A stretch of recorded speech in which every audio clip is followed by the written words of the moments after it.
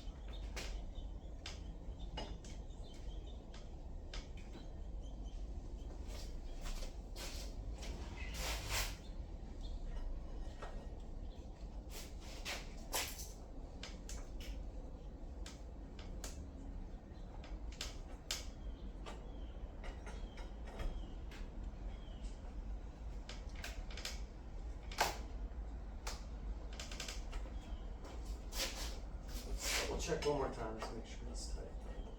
I mean, it is very tight on there, so perfect. $15. The brand is called Groword, Groword. So yeah, it worked. I'm happy. Okay, next thing, let's get the cranks out. We're gonna put the cranks on. Forgot to get them ready, but they're over here.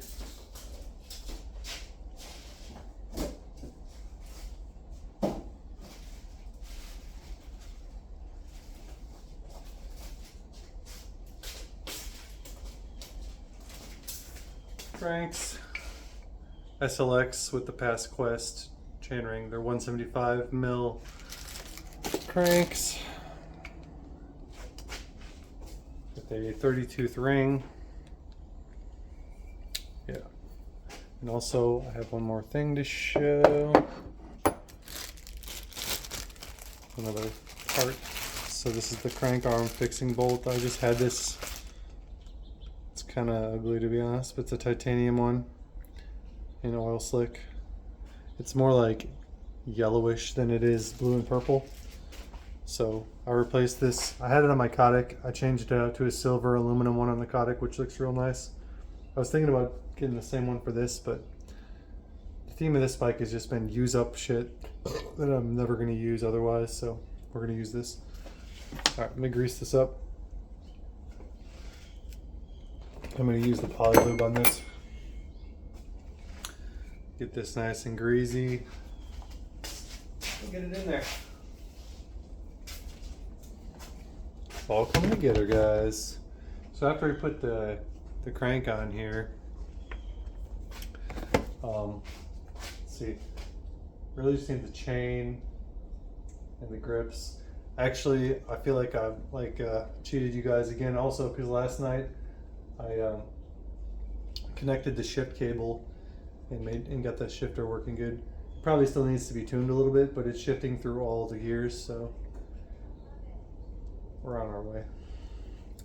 Nice fat glob, and we're gonna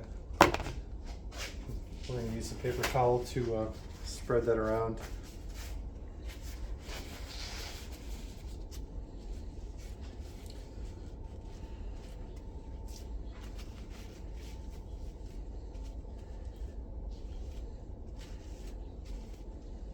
I got a bunch on the chainring. I'm gonna wipe this stuff, the excess off the chainring real quick.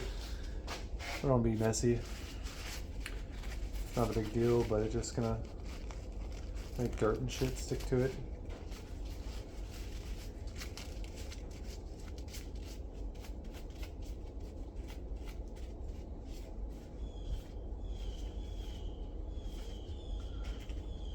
Sometimes I even like to put a little grease like right here where it contacts the bottom bracket.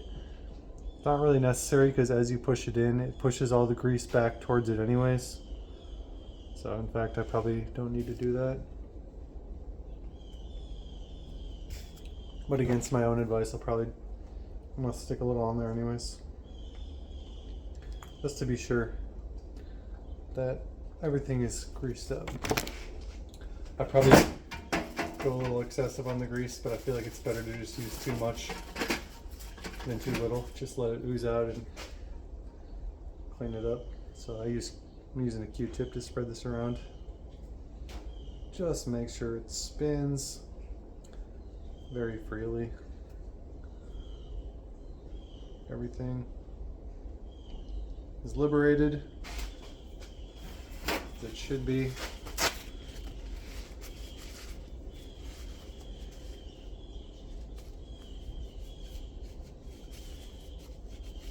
Almost done here. I'm just making a big mess. Honestly, I got this shit all over the chainring, but yeah, I don't care that much. I'm gonna use a rag now too to wipe a little bit off. I'm trying to go super fast because I don't want the video to be long, but I really need to slow down a bit and just make sure I'm doing a good job. Okay, I'm calling that good. The axle is sufficiently greased. Let's push it through the drive side. And yeah, there's one spacer for the BB on the drive side because it's a 73 mil shell.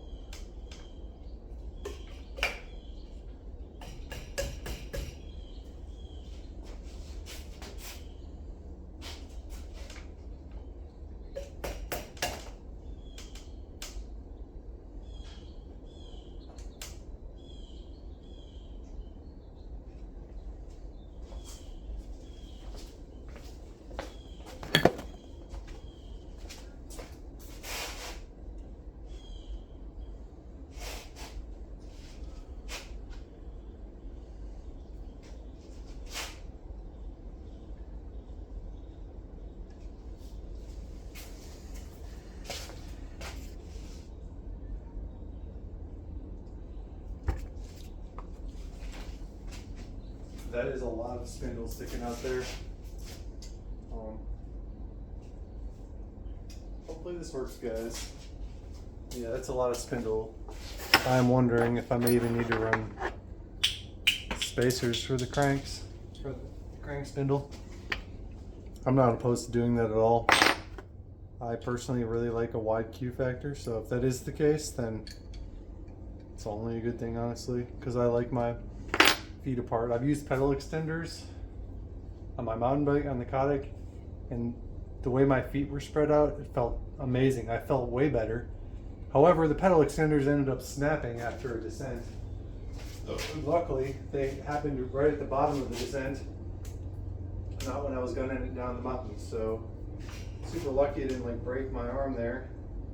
But yeah, I did love how they felt. Unfortunately, I don't like the idea of killing myself to run pedal extenders. Yeah, I don't know, man. I think I need to run spacers, like, so I'm not going to go any farther than that. That's interesting. But like I said, like, I am not really opposed to running spacers. I just need to figure out where they need to go. I think they're actually included in this little kit. Let's see what we got here. Yeah, we got these guys. I think these are what I'm going to need to run. What else is in here? Oh, this plastic cap. Yeah, I'm not using that. I'm using the titanium one. So, this is interesting. I don't know why these cranks were on sale.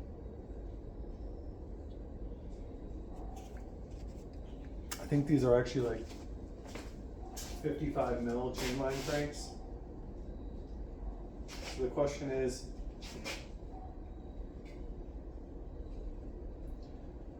do I want to run the spacers on this side? Or do I want to run one on each side, or does it matter? Let me do some research online really quick before I make that decision. I'll be right back.